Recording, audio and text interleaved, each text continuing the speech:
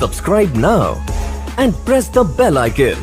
Never miss an update. आज का topic है कि अपनी चिंताएं दूर करना सीखें, क्योंकि जब चिंताएं दूर होंगी तभी आप शहंशाह बन सकते हैं।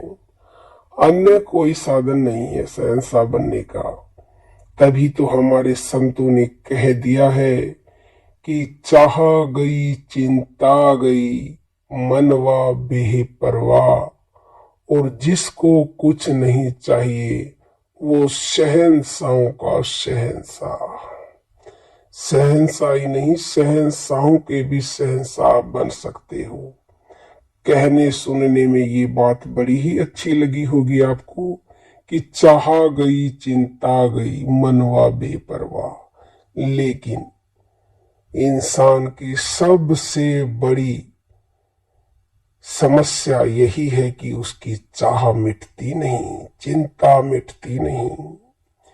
एक इच्छा पूरी हो जाती है, एक चाहना उसकी पूरी हो जाती है तो तत्काल नई चाहना पैदा हो जाती है। तत्काल 10 लाख रुपए मिल गए तो उसे 20 की इच्छा जागृत हो उठती है। ऐसे ही कभी भी उसकी इच्छा पूरी नहीं होती और चिंता मिटती नहीं। आखिर कैसे मिटेंगी फिर ये चिंता, कैसे ये मन बेपरवाह होगा? तो इसके लिए संतों ने भी स्पष्ट कह दिया है और हम भी आपको ये बता रहे हैं। संतों ने जो कहा उसका पहले प्रैक्टिकल करना पड़ता है, और जब प्रैक्टिकल पूर्ण हो जाता है तभी आप किसी दूसरे को बताते हो। यानी कि आपने प्रैक्टिकल कर लिया तो उसमें सिद्धता प्राप्त कर ली, तो आपको उसके ऊपर फिर पूर्ण भरोसा हो जाता है कि हाँ ये 100% है, यही है। तो उसी को बोलते हैं अनुभव। तो अनुभव ये कहता है कि चिंता और चाह मिटाने का एकमात्र तरीका है भगवान नाम। किसी व्यक्ति को मैं कह दूं कि तू चिंता मत कर, तो चिंता ऐसे नहीं मिटती। चिंता कहाँ है? चिंता उसके मन में है। और मन को शांति कैसे मिलेगी? मन को शांति सिर्फ भगवान नाम में लगाने से मिलेगी। अब आप ये कहते होंगे, आपके मन में ये प्रश्न उठता होगा कि हम तो भगवान का नाम जपते हैं, कथाएं भी सुनते हैं और भी जप तप दान सब कुछ करते हैं, लेकिन इस मन को पूर्ण शांति नहीं मिलती। शांति तो आपको ये सब करने से भी मिलती है। चिंता थोड़ी बहुत देर के लिए कम हो जाती है, समाप्त नहीं होती, क्योंकि आपका मन उधर से आपने जो कथा श्रवण की, जो सत्संग सुना, जो आपने नाम जपया वाणी से, उसमें चला गया तो थोड़ी देर के लिए चिंता समाप्त हो गई। लेकिन चिंता फिर आएगी, क्योंकि वो अस्थायी रूप से दूर हुई थी। क्योंकि ये जितने भी काम है इनसे अस्थायी ही लाभ मिलता है। भाई स्थायी लाभ, स्थायी रूप से चिंता दूर करनी है तो आपको मन को उस नाम में लगाना पड़ेगा, जिस नाम में लगते ही ये मन शांत हो जाता है। और प्रतिदिन जब आप अभ्यास करेंगे तो प्रतिदिन के अभ्यास से स्थायी रूप से चिंता मिट जाएगी। छोटी सी बात ये समझिए, चिंता कहाँ हो रही है? आपके अंदर, आपके मन को चिंता हुई, मन को।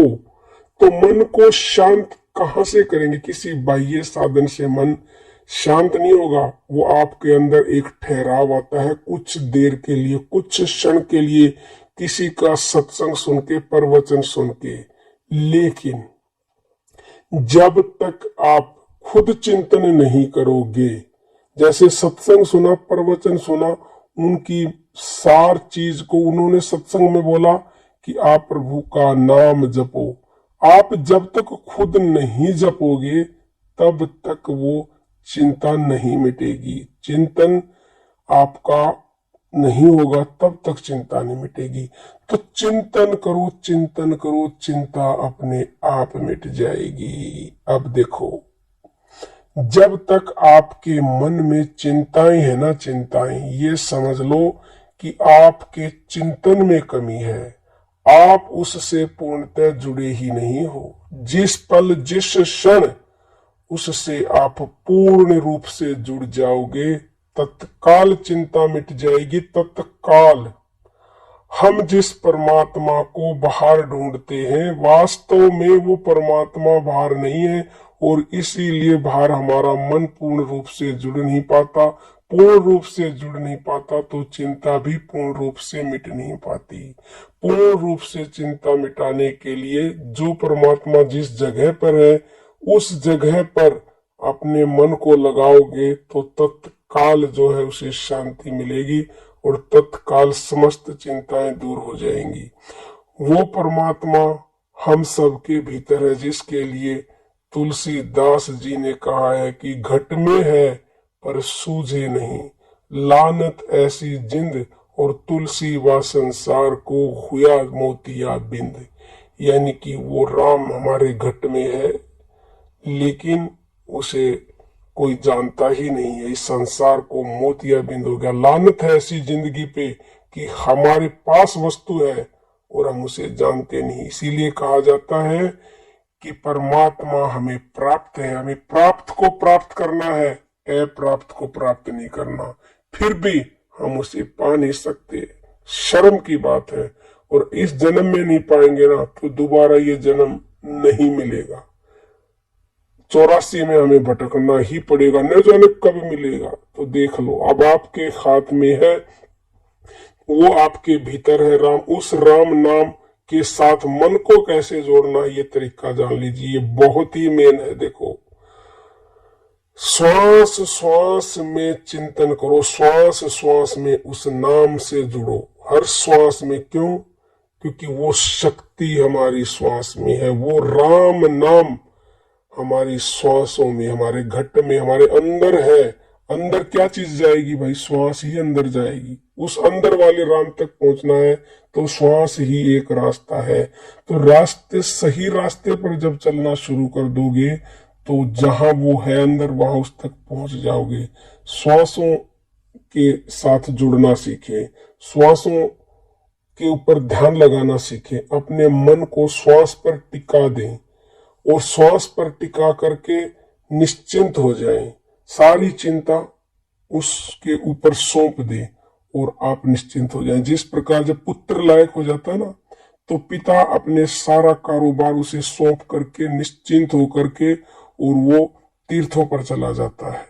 ऐसे ही आप भी अपने मन को अपनी श्वासों से जोड़ दें, मन को उसके ऊपर श्वास पे टिका दें, तो आपका मन परमात्मा से टिक गया समझो। और उससे टिकते ही आपकी समस्त चिंताएं समाप्त।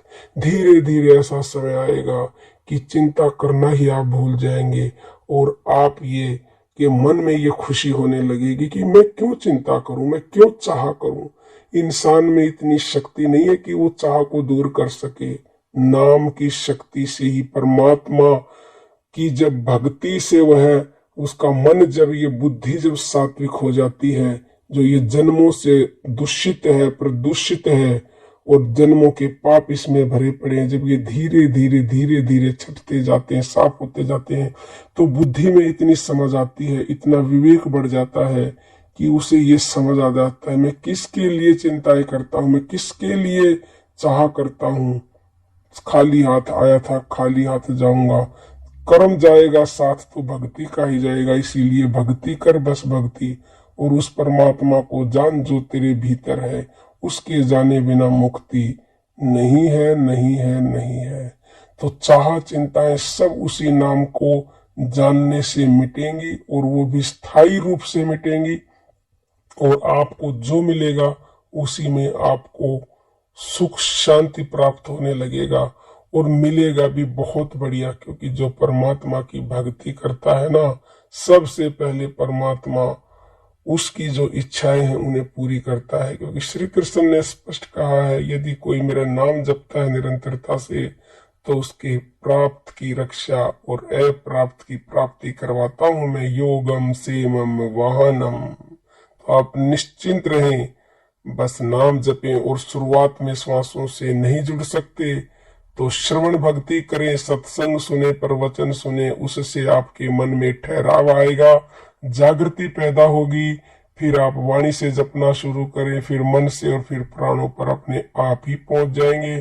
क्योंकि घर से निकलना पड़ता है कहीं पहुंचने के लिए, तो एक बार निकलिए तो सही भक्तों, और निकलेंगे तो पहुंचेंगे भी अवश्य, और पहुंचेंगे तो समस्त चिंताएं भी मिट जाएंगी, चाह भी मिट जाएगी। चाह बचे तो केवल बस एक कि मरते दम तक नहीं, अनंत जन्मों तक मैं उस परमात्मा को न भूलूं, उसकी अनन्य भक्ति मुझे मिले, बस यही एक चाह मन में रखो। और जो असली भक्त होते हैं, जो संत होते हैं, वो तो ये चाह भी नहीं रखते, बस वो भजते रहते हैं उसे, बाकी का काम उसका है, वो अपने आप ही कर देता है।